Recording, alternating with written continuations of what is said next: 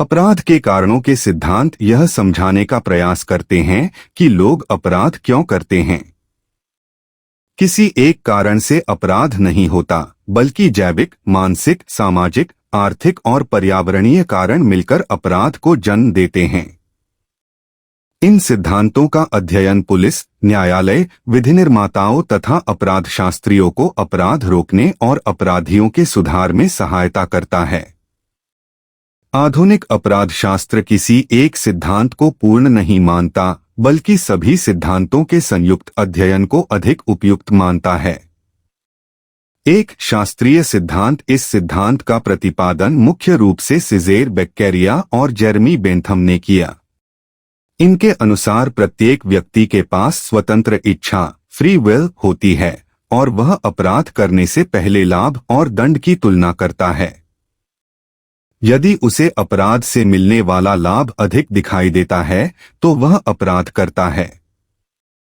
इस सिद्धांत के अनुसार दंड निश्चित, शीघ्र और अपराध के अनुपात में होना चाहिए ताकि लोग अपराध करने से डरें।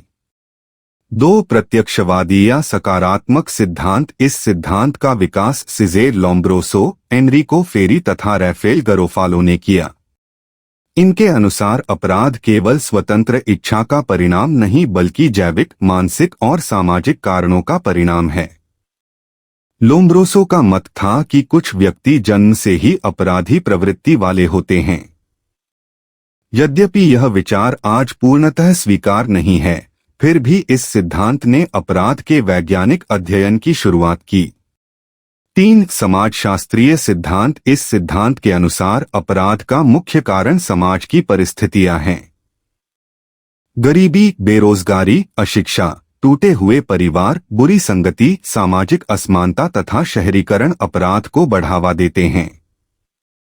यदि समाज शिक्षा, रोजगार और समान अवसर प्रदान करे तो अपराधों में कमी लाई जा सकती है। 4 मनोवैज्ञानिक सिद्धांत। इस सिद्धांत के अनुसार मानसिक बीमारी, भावनात्मक असंतुलन, व्यक्तित्व विकार, आत्मनियंत्रण की कमी, अवसाद, निराशा तथा बचपन के आघात अपराध के कारण बन सकते हैं। इस सिद्धांत के अनुसार कुछ अपराधियों को केवल दंड नहीं बल्कि उपचार और परामर्श की आवश्यकता होती है।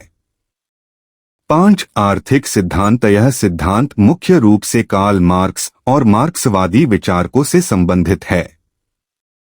इसके अनुसार गरीबी। 6 विभेदात्मक साहचर्य सिद्धांत, डिफरेंशियल एसोसिएशन थ्योरी।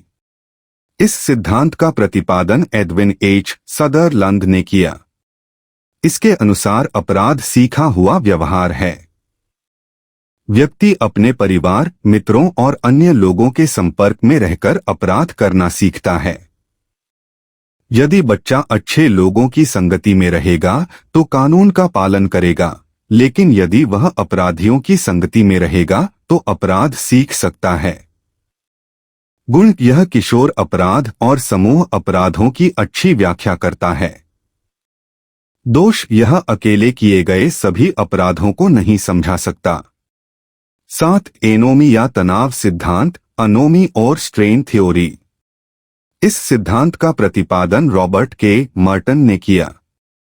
इसके अनुसार समाज सभी लोगों को सफलता और धन प्राप्त करने के लक्ष्य देता है, लेकिन सभी को समान अवसर नहीं मिलते। जब वैध साधनों से सफलता नहीं मिलती तो कुछ लोग चोरी, धोखाधड़ी या भ्रष्टाचार जैसे अवैध साधनों का सहारा लेते हैं। गुण। यह आर्थिक दबाव और सामाजिक असमानता से होने वाले अपराधों की अच्छी व्याख्या करता है। दोष। यह सभी प्रकार के अपराधों की व्याख्या नहीं करता। Case study. विभेदात्मक साहचर्य सिद्धांत का एक सरल उदाहरण यह है कि एक छात्र प्रारंभ में ईमानदार होता है, लेकिन बाद में ऐसे मित्रों की संगति में आ जाता है जो मोटरसाइकिल चोरी करते हैं। धीरे धीरे वह चोरी करने के तरीके सीख लेता है और अपराध को सामान्य व्यवहार समझने लगता है। यह उदाहरण बताता है कि अपराध जन्मजात नहीं बल्कि संगति से भी सीखा जा सकता है। निष्कर्ष। अपराध के कारण अनेक और जटिल हैं। शास्त्रीय सिद्धांत स्वतंत्र इच्छा और दंड पर बल देता है, जबकि प्रत्यक्षवादी सिद्धांत जैविक और वैज्ञानिक कारणों पर आधारित है। समाजशास्त्रीय और आर्थिक सिद्धांत सामाजिक एवं आर्थिक परिस्थितियों को महत्व देते हैं। मनोवैज्ञानिक सिद्धांत मानसिक स्वास्थ्य पर बल देता है। विभेदात्मक साहचर्य सिद्धांत अपराध को सीखा हुआ व्यवहार मानता है तथा एनोमी सिद्धांत सामाजिक असमानता और अवसरों की कमी को अपराध का कारण बताता है। आधुनिक अपराध शास्त्र के अनुसार अपराध किसी एक कारण से नहीं बल्कि अनेक कारणों के संयुक्त प्रभाव से उत्पन्न होता है।